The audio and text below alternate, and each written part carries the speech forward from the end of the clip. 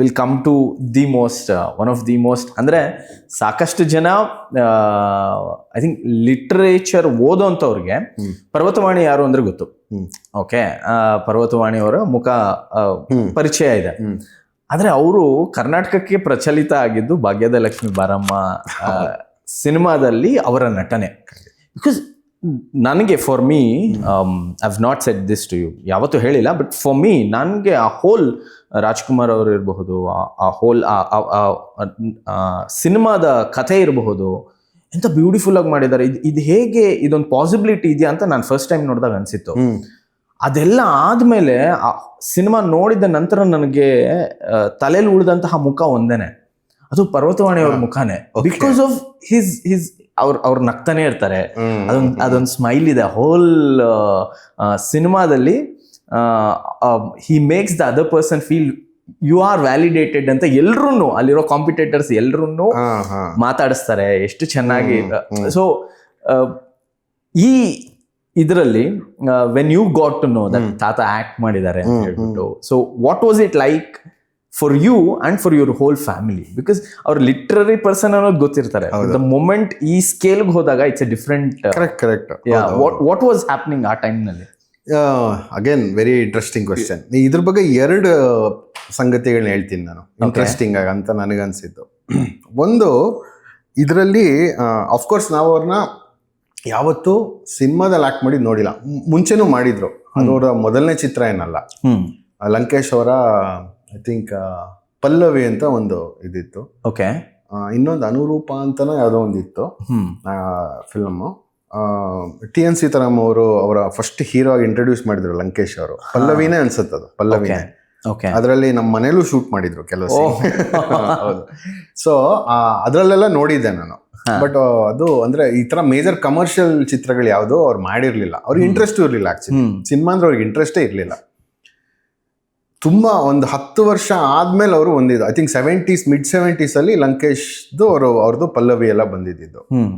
86 ಅಲ್ಲಿ ಭಾಗ್ಯದ ಲಕ್ಷ್ಮಿ ಬಾರಮ್ಮ ಬಂದಿದ್ದು. ಅಲ್ಲಿವರೆಗೂ ಅವ್ರಿಗೆ ಸುಮಾರು ಜನ ಕರೆದಿದ್ರಂತೆ, ಬನ್ನಿ ಆಕ್ಟ್ ಮಾಡಿ ಅಂತ. ಅವ್ರಿಗೆಲ್ಲ ಬಾಲಣ್ಣ ಅವರೆಲ್ಲ, ಬಾಲಕೃಷ್ಣ ಅವರೆಲ್ಲ ತುಂಬಾ ಚೆನ್ನಾಗಿ ಪರಿಚಯ, ಅವರೆಲ್ಲರೂ ಚೆನ್ನಾಗಿ ಪರಿಚಯ. ಬಟ್ ರಾಜ್ಕುಮಾರ್ ಅವ್ರ ಪರಿಚಯ ಅಷ್ಟಿರ್ಲಿಲ್ಲ. He knew him and he knew him, but ಮುಖಾಮುಖಿ ಅಥವಾ ಪರಿಚಯ ಎಲ್ಲ ಏನಿರ್ಲಿಲ್ಲ ಅಷ್ಟು. ಭಾಗ್ಯದ ಲಕ್ಷ್ಮಿ ಅವರು ಒಪ್ಕೊಂಡಿದ್ದು ಒಂದೇ ಕಾರಣಕ್ಕಾಗಿ. ಓಕೆ. ಒಂದು, ಡಾಕ್ಟರ್ ರಾಜ್ಕುಮಾರ್ ಅವರು ಅದರಲ್ಲಿದ್ದಾರೆ, ಅವ್ರ ಬ್ಯಾನರ್ ಇಂದ ಕರೆದಿದ್ದು ಅಂತ. ಓಕೆ. ಆ ಮರ್ಯಾದೆಗೆ. ಓಕೆ. ಎರಡನೇದು ಸಂಗೀತಂ ಶ್ರೀನಿವಾಸರಾವ್ ಅವರು ಅದನ್ನ direct. These were the only two. And ಇದು ಒಂದ್ಸತಿ ಮಾಡ್ತೀನಿ ಅಂತ ಅಷ್ಟೇ ಅವ್ರು ಇದು ಮಾಡಿದ್ದು. ಅಂದ್ರೆ ಇದು ಕಂಟಿನ್ಯೂ ಎಲ್ಲ ಮಾಡಕ್ ಅವ್ರಿಗೆ ಇಂಟ್ರೆಸ್ಟ್ ಇರ್ಲಿಲ್ಲ. ಅವ್ರಿಗೆ ಸಿನಿಮಾದಲ್ಲೇ ಇಂಟ್ರೆಸ್ಟ್ ಇರ್ಲಿಲ್ಲ, ಬರೀ ನಾಟಕ ಅವರು ಆತರ ಅವರು. ಓಕೆ. ಅದ್ರಲ್ಲಿ ಅವಾಗ ನನಗಿನ್ನೂ ಜ್ಞಾಪಕ ಇದೆ, ಒಂದು ಸೀನ್ ಇದೆ, ಜ್ಞಾಪಕ ಇದೆ. ಯಾವಾಗ ರಾಜ್ಕುಮಾರ್ ಅವ್ರ ಕ್ಯಾರೆಕ್ಟರ್, ಮಾಧವಿ ಅವ್ರ ಕ್ಯಾರೆಕ್ಟರ್ ಮೂಕರಲ್ಲ ಅಂತ ಬಿಟ್ಕೊಟ್ಬಿಡ್ತಾರೆ. ಸೀನ್ ಜ್ಞಾಪಕ ಇದೆ. ಪಾರ್ಕಲ್ಲಿ ನಡ್ಕೊಂಡು ಹೋಗ್ತಾ ಇರ್ತಾರೆ, ಮಕ್ಳು ಕ್ರಿಕೆಟ್ ಆಡ್ತಾ ಇರ್ತಾರೆ, ಹಿಂಗ್ ಬಾಲ್ ಹೊಡಿತಾನೆ, ಹಿಂಗ್ ಬೀಳುತ್ತೆ. ಏನ್ ಕಾಣಿಸಲ್ವ, ಜ್ಞಾನ ಬೇಡವಾ, ಇಲ್ಲಿ ನಡ್ಕೊಂಡು ಹೋಗ್ತಾರೆ, ಆತರ ಏನೋ ಡೈಲಾಗ್. ಇಬ್ರು ಮಾತಾಡಿ ಅವಾಗ ರಿಯಲೈಸ್ ಆಗತ್ತೆ ಇಬ್ರಿಗೂ, ಇವಳಿಗೂ ಮಾತು ಬರುತ್ತೆ, ನಂಗೂ ಮಾತು ಬರುತ್ತೆ ಅಂತ ಸಿಗಾಕೊಂಡ್ಬಿಟ್ವಿ ಅಂತ ಒಟ್ಟಿಗೆ ಸಿಗಾಕೊಂಡ್ಬಿಡ್ತಾರೆ. ಆ ಹುಡುಗರ ಪಾತ್ರ ನಾವು ಮಾಡ್ಬೇಕಾಯ್ತು, ನಾವುಗಳು. ಹೌದಾ? ಆಕ್ಚುಲಿ ಅಂದ್ರೆ ಅವರಿಗೆ they needed some kids to be playing cricket. Okay. So ನಮ್ಮ ತಾತ ಹೇಳಿದ್ರು, ನಮ್ಮ ಮನೆಯಲ್ಲಿ ನಾವೆಲ್ಲ ಕಸಿನ್ಸ್ ಒಟ್ಟಿಗೆ ಬೆಳೆದಿದ್ದು, ಒಂದು 8 ಜನ. ಓಕೆ, ಎಲ್ಲ ಒಂದೊಂದು ವರ್ಷ ಡಿಫ್ರೆನ್ಸ್ ಅಲ್ಲಿ.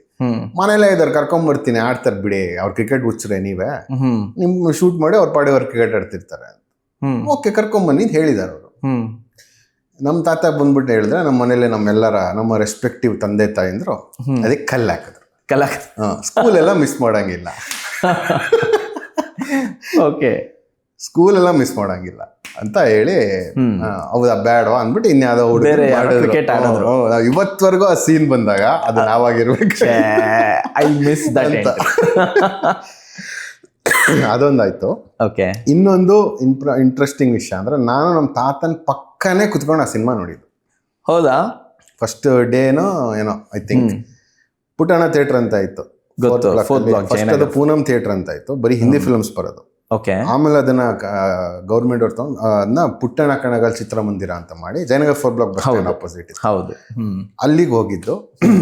ಅವರ ಹೋಟೆಲ್ ಅಲ್ಲಿ ಮ್ಯಾನೇಜರ್ ಆಗಿ ಏನ್ ಡ್ರೆಸ್ ಹಾಕೊಂಡಿದ್ರಲ್ಲ ಆ ಡ್ರೆಸ್ ಹಾಕೊಂಡು ಬಂದಿದ್ರು. ಹೌದಾ? Very fancy dress sir. Hat, cane, okay, full coat, suit ಇದೆಲ್ಲ ಹಾಕೊಂಡು ಪಾಲಿಶ್ ಶೂಸ್ ಈ ತರ ಹಂಗೆ ಅವರು ಓಡಾಡ್ತಾರೆ. Well groom, very well groomed, very well dressed ಅಂತಾರೆ, ಸ್ಟೈಲಿಶ್ ಆಗಿ ಡ್ರೆಸ್ ಮಾಡೋರು. ನನ್ನ ಪಕ್ಕನೇ ಹಿಂಗ್ ಕುತ್ಕೊಂಡು ಅವ್ರು ನೋಡ್ತಾ ಇದ್ದಿದ್ದು ಇನ್ನ ನಂಗೆ ಕಣ್ ಕಟ್ದಂಗಿದೆ. ನಾನು ಇಲ್ಲಿ ಪಕ್ಕದಲ್ಲಿ ಕೂತ್ಕೊಳ್ಳೋದು, ಅವ್ರು ನೋಡೋದು, ಇವ್ರು ನೋಡೋದು, ಸಿನಿಮಾ ಸ್ಕ್ರೀನ್ ನೋಡೋದು, ಇವ್ರು ಈ ತರ. ಸಿನಿಮಾ ಮುಗೀತು, ಕೆಳಗೆ ಇಳ್ಕೊಂಡ್ಬರ್ತಾ, ಅದು ಫಸ್ಟ್ ಮೇಲ್ಗಡೆ ಇದ್ದಿದ್ದು ಬಾಲ್ಕನಿ, ಅಲ್ಲಿಂದ ಕೆಳಗೆ ಇಳ್ಕೊಂಡ್ಬರ್ತಾರೆ ಜನ ಮುತ್ತಾಕೊಂಡ್ರು. ಇವ್ರು ಅದೇ ಹೋಟೆಲ್ ಮ್ಯಾನೇಜರ್ ತಾತ ಮುತ್ತಾಕೊಂಡ್ರು.